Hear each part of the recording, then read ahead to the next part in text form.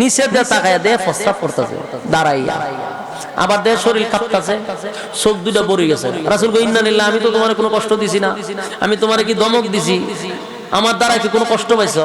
তখন দেহ খালি কাঁপে আর মুতে, আবার চোখ দুটা বড় বড়। রাসূল কয় আমি কি কষ্ট দিলাম, তারা তো কোনো ধমক দিলাম না, দিল এরকম অবস্থা কেন হইলো? রাসূল হঠাৎ করে পিছে তাকায়া দেখে বন্ধু এমন একটা জিনিস, বন্ধুর কাছে সব বিষয় কিন্তু শেয়ার করা হয়। তাই আপনার জীবন ধ্বংস হওয়ার জন্য বন্ধুই যথেষ্ট। বন্ধু বানানোর ক্ষেত্রে খুব সাবধান। এর যুবক ভাই, উকবার বন্ধুগুলো ছিল মারাত্মক ডেঞ্জারাস। এই বন্ধুর কারণে উকবা তো নষ্ট এমনি ছিল, আরো নষ্ট হইছে। সব দিক দিয়া বন্ধু জড়িত।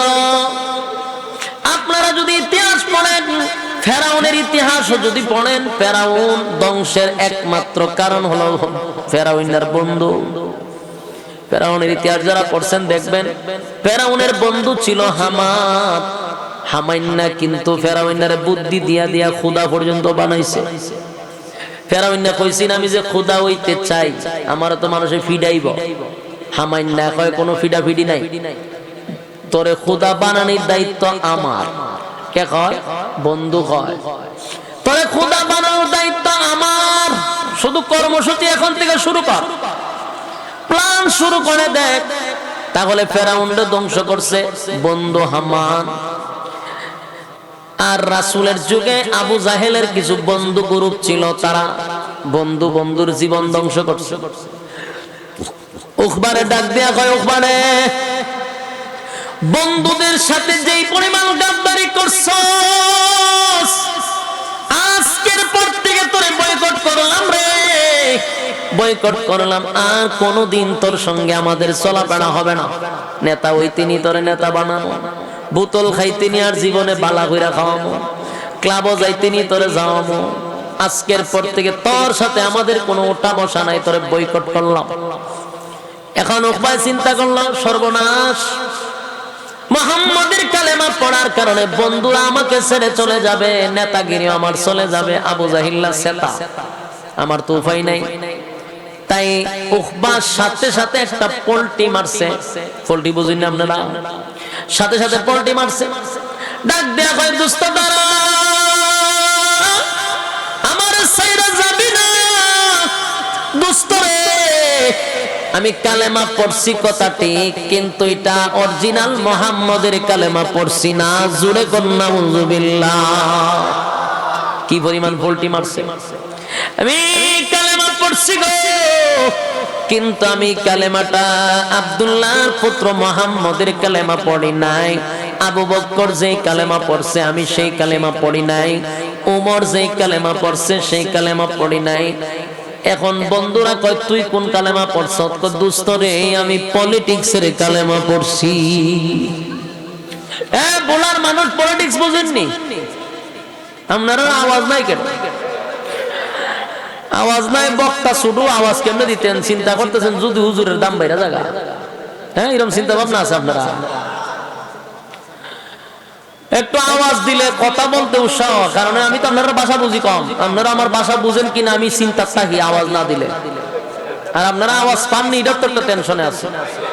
তাহলে একটু কথাও তখন আমি আমার বাসায় ওয়াজ করলে তো ওয়াজ হইতো না, খবর জিয়ারত হইব। মাশাআল্লাহ, যে সুন্দর ভাষা আমরা সিলেটের ভাষা, আমি আপনারা বুঝেন ওই ভাষাই কিন্তু ইউজ করতেছি। এরপরে যদি না বুঝেন তাহলে তো কপাল খারাপ। বুঝেন যে এটা তো আমার বুঝাইতেই, এটা হ্যাঁ না মাধ্যমে আমার বুঝাইতে। একটু দিলের কান লাগায় শুনেন, বিশেষ করে যুবক, ইয়াং জেনারেশন। আজকে তোমাদের জন্য এই কথাগুলি খুব প্রয়োজন, বৃদ্ধদের জন্য না, শুধু আমাদের যুবক ভাইদের জন্য কথাগুলি একটু দিলের কান লাগায় শুনেন। যা করছেন আজকের থেকে ব্রেক দিতে হবে।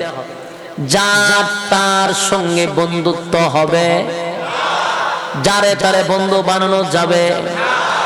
যুবক ভাই, উকবা ডাক দিয়ে কয়, কালেমা পড়ি নাই, সাথে সাথে পল্টি মারছে। আমি কালেমা পড়ছি গো। কিসের কালেমা পড়ছ? কয় আমি পলিটিক্সের কালেমা পড়ছি। কয় সূরা পলিটিক্সের কালেমা কি? কয় দোস্ত শুন ভালো করে, আব্দুল্লাহর পুত্র মুহাম্মদকে আমি দাওয়াত দিয়ে নিয়ে আমার বাড়িতে খাওয়াইছিলাম। খানার টেবিল থেকে দাঁড়ায় কয় খাইবো না। কেন খাবে না? কয় সে বলতেছে আমি মূর্তি পূজারী, সে পয়গম্বর, মূর্তি পূজারীর ঘরে খানা খাবে না। দোস্ত তোরা ক এই মজলিস থেকে যদি আব্দুল্লাহর পুত্র মুহাম্মদ উঠে যায় রে, সমাজের মধ্যে আমি মুখ দেখাইতে পারবো না, সবাই আমার মুখে তুতু দিবে। তাই বাঁচার জন্য আব্দুল্লাহর পুত্র মুহাম্মদের কালেমা পড়ে ঈমান আনছিলাম। এটা আমার পলিটিক্সের কালেমা ছিল। নাউজুবিল্লাহ। কি পরিমাণ সিটার চিন্তা করেন পল্টি লইছে। এ যুবক ভাই, উখবার বন্ধুগুলো ছিল ডেঞ্জারাস, মারাত্মক, এর থেকে আরো বেশি শিয়ানা। বন্ধুগুলা ডাক দেয়া কয় দোস্ত রে, এত সহজে তোরে আমরা বিশ্বাস করতে পারি না, কারণ তুই বন্ধু মহলের সাথে বেঈমানি কইরা লাইছস, সুতরাং তোরে এত সহজে বিশ্বাস করা যায় না। আমরা জানি আব্দুল্লাহর পুত্র মুহাম্মদের কালেমা যে পড়ছে, কালেমা যে একবার পড়ছে জীবন চলে যেতে পারে, কিন্তু ঈমান ছাড়তে পারে না। এটাই এমন এক শক্তিশালী জিনিস, জীবন ছাইরা দেয় কিন্তু ঈমান ছাড়ে না। আবু জাহিল ডাক দেয়া কয় দোস্ত শুন, আমি সুমাইয়ারে মারছি রে। সুমাইয়া একটা মহিলা, এর ঈমান এত শক্ত ছিল, জীবন দিয়া দিছে, ঈমান দিছে না। তোরে তো এখনো ফিডাই দিছি না, মায়ের দিছি না, তুই কালেমা ছাড়লে কেমনে? কথা বুঝতেছেন আমার? হয় আমি সুমাইয়ারে মারছি, জীবন দিছে, ঈমান দিছে না, তোরে তো এখনো মায়ের দিছি না। তোরে যখন সাইজ করুন তখন তুই কালেমা ছাড়তে, তুই তো সাইজই করছি না, তোর তো ফিডা খালি শুরু করো। বন্ধুরা এর হুমকি দিতে তোরে ফিডায়, তোরে সাইজ কইরাম। এবার উখবা কয় দোস্ত শুন, সত্যিকারের কালেমা আমার ভিতরে ঢুকাই নাই। সত্যিকারের কালেমা যারা একবার ভিতরে ঢুকাইছে, জীবন চলে যেতে পারে, কালেমা ছাড়তে পারে না। জোরে কম সুবহান। এই যুবক ভাই, বক্তব্য কার? বেঈমানের বক্তব্য, তারা নিজেরাই স্বীকার করতেছে। আব্দুল্লাহর পুত্র মুহাম্মদের কালেমা যে একবার পড়ছে গো, সে কোনোদিন আর কালেমা ছাড়তে পারে না। আমি ছাড়ছি কারণ আমি তো পলিটিক্সের কালেমা পড়ছিলাম। এবার যুবক ভাই, আবু জাহিল এর মধ্যে হলো উমাইয়া, আরো আছে কয়েকটাই, তো সবটির আল্লাহ জাহান্নামের সিল মেরে রাখছে। সবটি শয়তানগুলি এর বুদ্ধি দিছে, দোস্ত দাঁড়া, তুই যে ফল্টি বাজ আমরা কেমনে বুঝবো? তুই আবার ফল্টি দিতে না এমন তো কোনো গ্যারান্টি নাই। তুই যে অরিজিনাল কালেমা পড়ছত না ডুপ্লিকেট কালেমা পড়ছত আমরা এখনো কনফার্ম না। এটা কনফার্ম হওয়ার জন্য একটা কাজ করতে হবে। কি কাজ? তুই যদি আমাদের কথা শুই না, আমাদের কথা মতো কাজ করস, তাহলে বুঝতে পারবো তুই আমাদের দলে আছো, মুহাম্মাদের দলে না। এই ইয়ং জেনারেশন যুবক ভাই, দিলের কান লাগায় শুনেন। বন্ধু কিন্তু পরামর্শ দিতেছে বন্ধুদেরকে, বন্ধুর দ্বারা কি কি ক্ষতি হয় একটু দিলের কান লাগায় শুনেন। বন্ধুর দ্বারা কি ক্ষতি হতে পারে? বন্ধু আপনাকে জাহান্নামে নিতে পারে, এটা বিশ্বাস করেন? কথা হয় না? যত সমাজ ধ্বংস কার জন্য? বন্ধুর জন্য। আপনারা এখানের মধ্যে সিগারেট খাননি, অনেকেই খান। যদি কই সিগারেট কারা কারা খায়, তাহলে অনেকেই লাভবাহিক কইতে রাজি হবেন, আমি জানি। তো লজ্জা দিয়া লাভ নাই। যারা সিগারেট খান, আমি তাদের কাছে একটা প্রশ্ন করি, সিগারেট খাওয়ার শুরু কোথার থেকে? আমি যদি কাউরে জিজ্ঞাসা করি যে ভাই তুই সিগারেট খাস, এটা সারা নজর পা, এটা কোনার থেকে এটা হইছে, কোন ঘটনারে কেন্দ্র করে এটা বিড়ি খাওয়াটা উৎপাদন হইছে, দেখবেন হ্যাঁ আমার জানাইব, অথবা আপনাদেরকে জানাবে তার জীবনের প্রথম ইতিহাস বিড়ি খাওয়ার শুরু কোথার থেকে হয়। দেখবেন কোনো না কোনো ক্ষেত্রে বন্ধু জড়িত। কারণ আমি যতটুকু জানি সিগারেট খাওয়া যারাই শিখছে ওইটা কিন্তু মা বাপে শিখায় না। আপনারা বলা থেকে মা বাপে সিগারেট খাওয়া শিখায়, 7 বছরের সময় কয় যাবো একটু টান দাও বলে, অথবা মা শিখায় যে বাবা সকাল বিকাল 2টা টান দিয়ে শিখবা, আস্তে আস্তে শিখায়নি। তাহলে খেয়ে শিখায় স্কুলের স্যারেরা যে 10টার পর থেকে সিগারেট খাওয়ার প্রশিক্ষণ দেওয়া হবে, এমন কোন ক্লাস আছে বাংলাদেশে? তাহলে বোঝা গেল সিগারেট মা বাবা শিখায় না, সিগারেট খাওয়া উস্তাদরা শিখায় না, সিগারেটের একটা উস্তাদ আছে, এগুলো বন্ধু। কথা খায় না, সিগারেটের উস্তাদই হলো বন্ধু। যারা এই সিগারেটটা আমি বুকে হাত দিয়ে বলতে পারবেন আপনারা যে এটার উস্তাদ বন্ধু, এই কাজটা অন্তত বন্ধু শিখায়। যদি আপনারা স্মরণ না থাকে তাহলে ধ্যানমগ্ন অবস্থায় কতক্ষণ বসে থাকবেন, যে শুরুটা কই থেকে হয়েছিল, দেখবেন আপনার ধ্যানের ভিতরে শয়তানে ঢুকাই দেবে যে তোর বন্ধু। বলুন কে?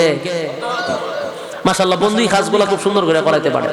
এরপরে যারা গাঞ্জা খায়, এরপরে এখন বাড়িছে কিতা নেশাগ্রস্ত যে সমস্ত পণ্যগুলা, এই যে ট্যাবলেট, এরপরে বাড়িছে এখন কিতা নামও চিনি না, ওই যে আপনার ডাইল হয় একটা, এরপরে ডাইল লই একবার আমি পড়ছিলাম বেজাল। আমার কাছে একজন এসে দেখো ভাই এত এলাকার মধ্যে ডাইল কোট ডাইল খায়, আমাকে ডাইল হেলে দিচ্ছে, আমি তো ডাইল খাই। আমি তো আর এটার হাকিকত বুঝছি না। আমারও জন কাছে আমি ডাইল তো আমিও খাই, আরে এই ডাইল না, আমি কোন ডাইল? বুটের ডাইল, বুটের ডাইলও খাই। বুটের ডাইল না, আমি মসুরিও না। হ্যাঁ বেটা, এরপর আবার ডাইল কি আছে? মুগ ডাইল নেই, মুগ ডাইলও খাই। আমার জীবনে জানতাম না যে ডাইল যে একটা নেশাগ্রস্ত জিনিস। ওই দিন শুনছি আমার বাইরে এটা না, এই ডাইল হইলো খাইলে পরে এটা নেশা। সর্বনাশ, তুই তো আর মানুষের দ্বারা কোন যেত না যে ডাইল খাই। সাবধান, ডাইল খাই কথাটা হইলো ডর করে, ভয় লাগে। এখন বাড়িছে ডাইল, এই যতগুলা নেশাগ্রস্ত জিনিস আছে আমাদের যুবকরা এগুলা এখন খায়। লাইফ শেষ, দুনিয়া শেষ, পরকালও শেষ। এই নেশাগ্রস্ত জিনিসগুলা শিখায় বন্ধু। নেশা যারা শিখে বন্ধু শিখায়। এই বন্ধু আপনার জীবন শেষ করে দিল, দুনিয়ার জিন্দেগি পরকালের জিন্দেগি উভয় জিন্দেগির বরবাদ। বলুন, বন্ধু একটা গুরুত্বপূর্ণ জায়গা। সেই জায়গাতে যদি আপনি অযোগ্যকে আপনার বন্ধু বানান, আপনার লাইফ ধ্বংস করে দিবে।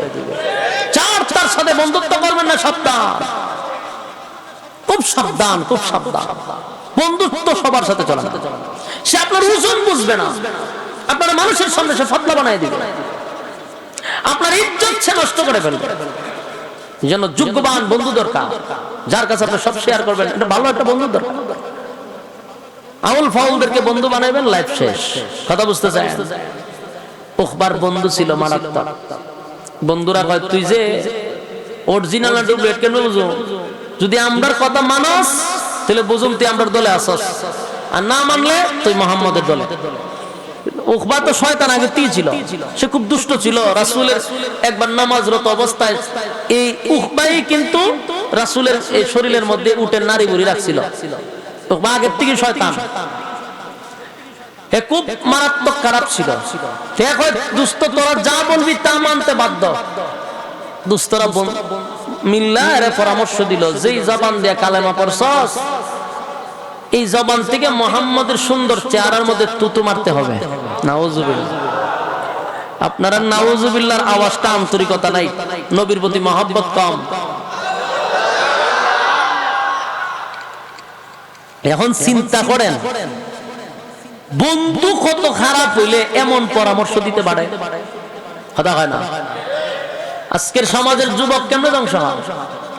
নাচ গানের জন্য বন্ধু বন্ধুরা নিয়ে যায়, রাতের রানীদের সাথে যারা দেখা করতে যায়, ক্লাবে নাচানাচি করে, বন্ধু বন্ধুরা নিয়ে যায়। ক্লাবে একা একা যায় না, বন্ধু বন্ধুরা নিয়ে যায়। যারা বোতল খায় সমানে, বন্ধুরা মিল্লা বোতল খায়, একা বোতল খায় না। কিছুতে টাকা লাগায়, একা লাগায় না, বন্ধুরা মিল্লা লাগায়। দর্শন, এভারি প্রিজিং, সাদাবাজি, টেন্ডারবাজি, সমাজের মধ্যে যত অপকর্ম আছে সব বন্ধুরার সাথে জড়িত। আপনার সন্তানকে আপনারও দায়িত্ব আছে, আপনার সন্তানের প্রতি কার সাথে মিশতেছে, কার সাথে যাইতেছে, এগুলোর দায়িত্ব মা বাবা। মা বাবা একটা সময় আমার কাছে বিচার দেয়, সন্তান কথা শুনে না। যে সময় কন্ট্রোলে ছিল, কন্ট্রোলে রাখলেন না কেন? এখন কন্ট্রোলের বাহিরে, এখন আপনাকে ফাত্তাই দেয় না, বাবা হিসাবে সম্মানও করে না। কেন? বেয়াদবদের সাথে চলাফেরা করে, নেশাগ্রস্ত বন্ধুদের সাথে চলাফেরা করে, তার লাইফ তো ধ্বংস। এই জন্য আপনার সন্তানের দায়িত্ব আপনার নিতে হবে। আমার সন্তান কয়টার সময় ঘরে আসলো, কয়টার সময় বাহির হইল, এগুলো দায়িত্ব আপনার। আমাদের দেশে দেখবেন, আমার মুর্শিদও মাঝে মধ্যে যায়, প্রশাসনের লোক গিয়া মাইকেটটা লইয়া কয় মাদক মুক্ত পরিবেশ আমরা গড়ে তুলতে হবে। কি বক্তব্য দেয় ইমাম সাহেবের মিম্বরের সামনে গাড়িয়া। মাঝে মধ্যে মেজাজটা গরম হয়, কিন্তু কইতারি না, কারণ হলো বিপদ তো আমরাও আছি, সব কথা তো আর কইতে পারি না। বেটা কিয়ামত পর্যন্ত এরকম বক্তব্য দিতে পারবে, মাদক মুক্ত হবে না। সুররে কয় চুরি কর, আর গিরস্রে কয় সজাগ থাক। কথা বুঝতেছেন নি? মাদক মুক্ত হইতো, এই মাদক কর্তৃক আসে, এই ট্যাবলেট কর্তৃক আসে, বাংলাদেশে তো উৎপাদন হয়, কথা কয় না। এটি যেখান থেকে আসে ওখান থেকে আসার সুযোগ দেয়, আর বাংলাদেশ আসার পর খাইস না। এটা বাউতাবাজি সারানোর দরকার। এদেশের মানুষের লাইফ নষ্ট করে দিচ্ছে, যুবক বলির পড়া লেখা যা আছে সব শেষ। এগুলো আসে সব দাদার দেশ থেকে। কথা বুঝতেছেন? কেমনে? আমার বাড়ি একবারে বর্ডারের কাছে, আমার বাড়ি হইলো হবিগঞ্জ, পাশে হইলো চা বাগান। আমার বাড়ির থেকে চা বাগান শুরু, চা বাগানের সাইডে দিয়ে আমার বাড়ির থেকে ওই দাদার দেশের আলু দেখা যায়, এরকম লাইট দেখা যায়, আমার বাড়িতে দেখা যায়। ওখানটা বড় বড় এই গ্যাং গলে এইদিকে ঢুকে, মোটরসাইকেল দিয়ে দিয়ে ঢুকে দুমছে, ইটা লইয়া ভিতরে ঢুকে, ঢুকবার সময় খুব সুযোগ দেয়, তাড়াতাড়ি বেরো তাড়াতাড়ি বেরো। ইটা বাংলাদেশ যাওয়ার পরে এরপরে খাইস না। বিলার সামনে যদি শুটকি দিয়া সামনে লটকায় রাখে, বিড়ালের কিন্তু সবচেয়ে প্রিয় খাবার হলো শুটকি। শুটকিটা যদি আপনি নাকের ধারে দিয়া বলে, বিলাই সাবধান, এটা তোর সামনে দিছি ঠিক, কিন্তু খাইবে না, এটার ভাই চাইবেও না, সেপালাই দে, চাইস না। বিলাই এটা কোন ধরনের বিচার আমি বুঝলাম না। তো বুঝোস না? বলে না, তোর সামনে আমার সামনে রাখলেন আমার ফেভারিট খাবার, তা আমার কোন ধরতাম না, ধরলে জিয়াল দিবেন, ফাঁসি দিবেন, ঘটনা কিতা?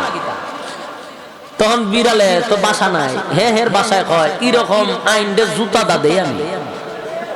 বিড়ালে কয় এরকম আইন যারা করছে এরার কপালে জুতা দা মারি। আমার ফেভারিট খাবার আমার নাকের সামনে দিয়া খাইস না, খাইলে জরিমানা। তুই খাবারটা তুই বাস্ক বন্দি করে তো, ঠিক না? বাস্কবন্দি করে তুই বলে বাস্ক করলে খাইস না, যুক্তি আছে। আমার সামনে ওপেন করে রাখবেন, এরপরে খাইস না, এটা তো খাইসলামই, ঠিক না? এই সমস্ত নেশাগ্রস্ত জিনিস ওপেনে আনে, এরপরে খাইস না, খাইলে কিতা করবেন? খাইলে সাইড দেওয়ালের ভিতরে বন্দি করে তো তেতো বেটা, এটা তুই ডুবলে দিতে আসলে না। এই খাস এই সাইড দেওয়ালের ভিতরে যাওয়ার আগে তো এই জিনিসগুলো তো ভিতরে ঢোকার জন্য নিষেধ করা দরকার ছিল। যে গেট দিয়ে আসে ওই গেটের লোক রাখার দরকার ছিল, ঠিক না? সব উল্টা পাল্টা। এজন্য আমরা উলামায়ে কেরাম আপনাদেরকে সবসময় ভালো পরামর্শ দিই, আপনার সন্তানদেরকে আপনার মোটের মধ্যে রাখবেন, বাজে বন্ধুদের সাথে যেন চলাফেরা না করে। কথা বুঝতেছেন? এবার শুনেন, উকবার বন্ধুগুলা তো এমনি হলো দুষ্ট, আবার কেমন একটা বুদ্ধি দিছে চিন্তা করছেন? কই যেই জবান দা কালেমা পড়ছস, ঠিক ওই জবান দিয়া আব্দুল্লাহর পুত্র মুহাম্মদের সুন্দর চেহারার মধ্যে যদি তুতো মারতে পারস, নাউজুবিল্লাহ, তাহলে আমরা বুঝবো তুই আমাদের দলে আছস, আমরা খুশি হয়ে যাব। কেমন বন্ধু, এর পরামর্শ দিচ্ছে। হ্যাঁ, কিন্তু এরকম চিন্তা ভাবনা করছিল না, কিন্তু যে বন্ধু বন্ধুর সাথে চলে, হয়তো দোস্ত আমি রাজি, নাউজুবিল্লাহ, হ্যাঁ আমি রাজি। কেন রাজি? গদির জন্য, চেয়ারের জন্য, পলিটিক্সের কালেমা পড়ছে তো।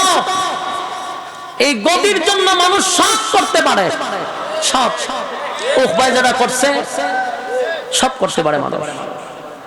উকবায় আমি রাজি।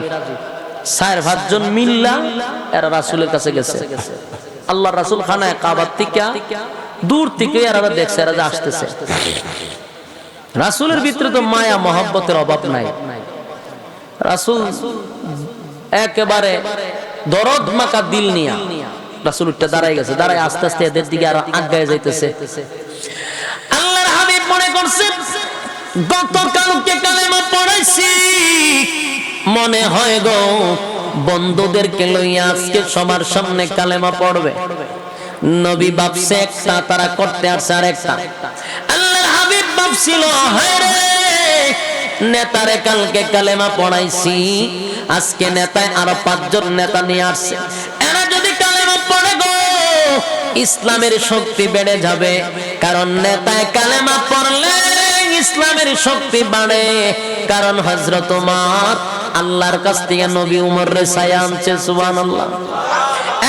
খলিফাতুল মুসলিমিন হযরত ওমর ইসলাম ধর্ম গ্রহণ করার পরে ইসলামের শক্তি বাড়ছে না কমছে? অনেক গুণে বেড়ে গেছে। ওমর ইসলাম ধর্ম গ্রহণ করার পরে প্রকাশ্যে নামাজের অনুমতি আসছে। সুবহান। হযরত ওমর বলেন, হাবিব আমি ওমর কালেমা পড়ছি গো, আর আজকে আপনি লুগাইয়া নামাজ পড়বেন, এটা তো হতে পারে না। আমি আপনারে ওয়াদা দিলাম আজকে থেকে আপনি প্রকাশ্যে নামাজ পড়বেন। আল্লাহর হাবিব আমারে অনুমতি দেন, আমি একটা বক্তৃতা দিব। হযরত ওমর তরবারি লইয়া জোরে জোরে বক্তব্য দিতে লাগলো। মক্কা নগরীর কুরাইশ বংশের লোকেরা এবং যত লোক আছে সবাইকে আমি সাবধান করে দিলাম, আমি উমর ইসলাম ধর্ম গ্রহণ করছি, প্রকাশ্যে নামাজ হবে। পারত যদি কেউ বাধা দিতে, কার সন্তান এতিম করতে চাস আমার তরবারের কাছে আয়, কার বিবিকে বিধবা বানাইতে চাস আমার তরবারের কাছে আয়। এবার আবু জাহেল ঘর থেকে কয়, সব বনাছে তোমার বক্তব্য কে দেরে আমার এলাকায়? আবু জাহেল ঘর থেকে বাইরে গিয়া দেখে উমর বক্তব্য দেয়। উমর রে দেখে আবু জাহেল পিছন দিকে না চাই একটা দৌড়টা করে গেছে। আপনারা দেশ কুত্তায় খাদ্য লাগতে দেখছেন নি? কুকুরে দেখছে, দেখার মধ্যে খালি দেখলেই তো কিছু শিক্ষেন। কুত্তায় যখন খাদ্য লাগে, যার সাথে ঝগড়াটা লাগতো চায়, যেটা একটু সবল, স্বাস্থ্যবালা, বডিওয়ালা, এটার সাথে যখন ঝগড়া লাগতো যায়, যেটা দুর্বল, এটা যখন আয়া দেহে এটার শরীর মোটা সোটা দললে খাইয়া লইব, তখন হেন নত কিভাবে হয় জানেন? তখন দেখবেন দুর্বল কুকুরটা আস্তে করে লেঙ্গুরটা তার দুই ভাবের নিচে তার ঢুকা। দেখছেন কিনা জানি না, আমি নিজে দেখছি। দুইটা পায়ের নিচে দিয়ে লেঙ্গুরটা ঢুকাই দেয়, ঢুকাইয়া এইভাবে খাইতে হয়, খাইতে দেখ করতে বিজলি দেয়, বিজলি দিয়ে আস্তে আস্তে আস্তে করে আজকে একটা দৌড় মারে। ঠিক নেই? এর দ্বারা বোঝা যায় বাবা তোর শরীর মরিল দিকে বুঝা লাইছি যে দললে আমার ছাড়তে না, তাই আগের থেকে লেজটারে পায়ের নিচে নিয়া এরপরে দেখা হইয়া একটা দৌড় দেয়। ঠিক তেমনি ভাবে আবু জাহেল উমরের দিকে একবারে লেজ গুটাইয়া দৌড় দিয়া ঘরের ভিতরে গেছে। সব বলেন উমরের দিকে খুব ডরাইছে। উমর মেজাজ ছিল গরম। ইসলামের অনেক উপকার হয়েছে উমর আসার পরে। খলিফাতুল মুসলিমিন হযরত উমরের শয়তানে ভয় পাইতো, এমন মেজাজ গরম ছিল, আর এই মেজাজটা আল্লাহর কাছে পছন্দ ছিল। সুবহানাল্লাহ। উমরকে বলা হয় মেজাজে ওহী, যার মর্জি মিজাজ মতো আল্লাহ কোরআনের বহু জায়গায় আয়াত নাযিল করছে। সুবহানাল্লাহ। উমরের মেজাজ গরম ছিল। একবার রাসূল এক সাপরিয়ারে কইতেছে তোর গাটি কিতা, এক ওইটার ভিতরে সাপ আছে। রাসূল কই দেখি, এবার দেখাইতাম না। দেখাস না, কোনা দেখাবো না। রাসূলটা না করে দেখাইতো না। রাসূল দুইবার কইছে, হে রাসূলকে ফাত্তাই দেয় না। আল্লাহ রাসূল সব বনা সেদি আমার দেখা হই না, তো দেখায় না শেষ। রাসূল চলে যাবে, হঠাৎ করে রাসূল তাকায়া দেখে হে নিচে দিয়ে তাকায়া দেখে প্রস্রাব করতেছে দাঁড়াইয়া, আবার দেহ শরীর কাঁপতেছে, চোখ দুটো পড়ে গেছে। রাসূল কই ইন্না লিল্লাহ, আমি তো তোমার কোনো কষ্ট দিছি না, আমি তোমার কি ধমক দিছি? আমার দ্বারা কি কোনো কষ্ট পাইছো? তখন দেহে খালি কাঁপে আর মুতে, আবার চোখ দুইটা বড় বড়। রাসূল কয় আমি কি কষ্ট দিলাম? তারা তো কোনো ধমক দিলাম না, দিগো এরকম অবস্থা কেন হইলো? রাসূল হঠাৎ করে পিছে তাকায়া দেখে উমর খাড়া হইছে। খলিফাতুল মুসলিমিন উমর যে খাড়া হইছে, তরবারি একবার ঢুকায় একবার বাইর করে। এই দৃশ্য দেখে হে জাগাত মুত্তা দিছে এবং হে কাঁপা শুরু করছে। রাসূল কয় সর্বনাশ, এই কারণে তুই কই হেরি অবস্থা কেটে? উমর রে হয় তোমার চোখ লামাও, তোমার এই চোখ দেখে হেতে জাগাত মুত্তা দিছে। খলিফাতুল মুসলিমিন উমররে দেখলে ডরাইতো, ভয় শয়তানে পর্যন্ত ভয় পাইতো। শয়তান উমর যে রাস্তা দিয়া যাইতো, শয়তান ভুল ওই রাস্তা দিয়ে যাইতো না। চিন্তা করেন উমরের কেমন গরম মেজাজ। উমর কালেমা পড়ছে, আল্লাহর কাছ থেকে উমরের ছায়া আনছে। নেতায় কালেমা পড়ার কারণে ইসলামের উপকার হইছে নি? ওই কারণে রাসূল ভাবলো উখবার তো একটা নেতা, সাথে কতগুলো আছে, আবু জাহেল একটা নেতা, আবু লাহাব নেতা, এরপরে আরো আছে উমাইয়া, এগুলো সব তো নেতা। তিডি যদি আমার ইসলামের পক্ষে চলে আসে তো আমার আর কোনো সমস্যা নাই। রাসূল দিল মাথা দরদ লইয়া রাসূল উচ্চে এদের দিকে আগানো শুরু করছে যে এরা আমি একটু সম্মান দিয়া রানি। সুবহানাল্লাহ।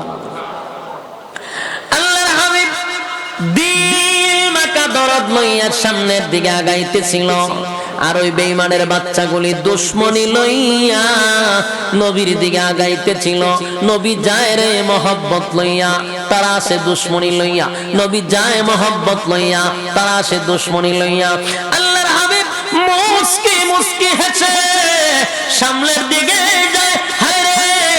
গতকালকে কালেমা পড়াইছিলাম আর আজকে মনে হয় গো বন্ধুদেরকে লইয়া আসছে প্রকাশ্যে কালেমা পড়বে। আল্লাহর হাবিব খুশি হইয়া নবী আমার দৌড়াইয়া সামনের দিকে যায়, কিন্তু উকবার সামনের দিকে আসতেছে দুশমনি লইয়া। ঠিক এরই মাঝখানে উকবা তুতু দেওয়ার আগে নবীর চেহারা মুবারকের দিকে যখন তাকাইছে, উকবার ভিতরে একটা মুসুর মারছে। এত সুন্দর চেহারার মধ্যে কেমনে গো আমি তুতু মারি?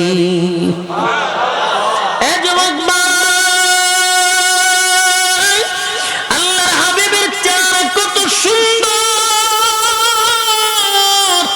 এত সুন্দর চেহারার মধ্যে কেমনে গো তো মারবে? উকবার ভিতরে একটা মোচর মারছে। যেই চেহারার দিকে তাকাইলে আমার নবীর চেহারা এত সুন্দর ছিল রে, নবীর চেহারার দিকে তাকাইলে ক্লান্তি দূর হয়ে যেত, ক্লান্তি দূর হয়ে যেত। নবীর চেহারার দিকে তাকাইলে কিদা পর্যন্ত নিবারণ হয়ে যেত। আল্লাহর নবীর চেহারা এত সুন্দর ছিল, যে চেহারার দিকে তাকাইলেই মানুষ বুঝতে পারত উনি আল্লাহর পয়গম্বর। এই নবীর চেহারা এত সুন্দর চেহারা, হ্যাঁ কত সুন্দর চেহারা। উকবায় কয় কেমনে রে তো তোমারি? যে চেহারার দিকে তাকাইয়া সাহাবায়ে কেরাম তৃপ্তি পায়। আর আল্লাহ বলেন আমার বন্ধুর যে আমি আল্লাহ কাউরে বানাই নাই, কাউরে বানাই নাই। হযরত জিবরাইল আলাইহিস সালাতু ওয়াস সালাম পর্যন্ত বলতে বাধ্য হয়। জিবরাইল বলেন আমি হাজার হাজার লক্ষ বছর আগে আমি জিবরাইলের সৃষ্টি হইছে। আমি 1 মিনিটের ভিতরে গোটা পৃথিবীটা কয়েকবার চক্কর দিতে পারি রে।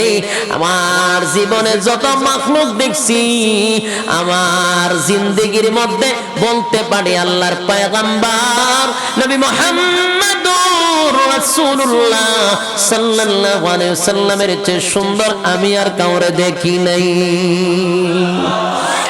জোরে কোন সুবহানাল্লাহ। হযরত জিবরাইল বলেন আমার জিন্দেগিতে এত সুন্দর কাউরে দেখি না। আল্লাহ ডাক দিয়া বলেন জিবরাইল রে তুমি কি দেখছো আর কি দেখবা? তুমি বলছো দেখি নাই, আর আমি আল্লাহ বলি আমার বন্ধুর চেয়ে সুন্দর আমি কাউরে বানাই না। তুমি দেখছো না, দেখবা কোথা থেকে? আমি তো বানাই নাই, আমার বন্ধুর চেয়ে সুন্দর কাউরে বানাই নাই গো। আল্লাহ বলেন আমার বন্ধুরে আমি দেখার জন্য, বন্ধুরে সব সময় দেখি আমার মন ভরে না। আমি আমার বন্ধুরে দ্বারে বসাইয়া দেখার জন্য বন্ধুরে আমি ইনভাইট করছিলাম। বন্ধু গো আপনার আমি দাওয়াত দিলাম। বন্ধুরে বন্ধু দাওয়াত দিয়া নিয়া দুনিয়াত না বন্ধুরে দাওয়াত দিয়া নিছে 7 আসমান টপকাইয়া, সিদরাতুল মুনতাহা টপকাইয়া, আরশ আজিমে বসাইয়া, বন্ধুর পাশে বন্ধুরে বসাইয়া বন্ধু বন্ধু গল্প করছে। আর মন বড়ে কুদরতি নজর দিয়া বন্ধুরে দেখছে। এ যুবক ভাই, যে চেহারার দিকে তাকাইয়া বেঈমানের বাচ্চাগুলি তারা নিজেরাই বলতো এটা কোনো মিথ্যাবাদীর চেহারা হতে পারে না। আমরা এটা বলতে পারি উনি আল্লাহর পয়গম্বর, সাধারণ কোনো মানব না, সাধারণ কোনো মানব না। আল্লাহর নবীর চেহারাই প্রমাণ করতো উনি পয়গম্বরী চেহারা। এত সুন্দর চাঁদ কেমনে গো উকবায় তো তোমার বে কেমনে বানবে? চেহারা দেখে উকবার ভিতরে মোচর মারছে। ঠিক এই মুহূর্তে আল্লাহর হাবিব সামনের দিকে আগায়া গেল, সামনের দিকে আগায়, সামনের দিকে আগাইয়া নবী মুস্কি মুস্কি হাসে। নবীর ভিতর তো ছিল আরেকটা, মনে হয় কালেমা পড়ার জন্য আসছে। তাদের ভিতরে ছিল দুশমনি। এ যুবক দুশমনি লইয়া বেঈমানের বাচ্চাগুলি নবীর সামনে হাজির। আর আল্লাহর পয়গম্বর দিল মাকা দরদ লইয়া তাদের সামনে হাজির হইছে। নবী ডাক দিয়া বলেন গতকালকে কালেমা কালেমা পড়াইছিলাম, আজকে কি আবার বন্ধুদেরকে লয়ে আইছত কালেমা পড়ার জন্য? নবী মুস্কি মুস্কি হাসতেছিল আনন্দে। ঠিক এই মুহূর্তে উকবা বলে, না, কালেমা পড়ার জন্য আসি নাই, কালেমা ফেরত দেওয়ার জন্য আসছি। জোরে কর নাউজুবিল্লাহ।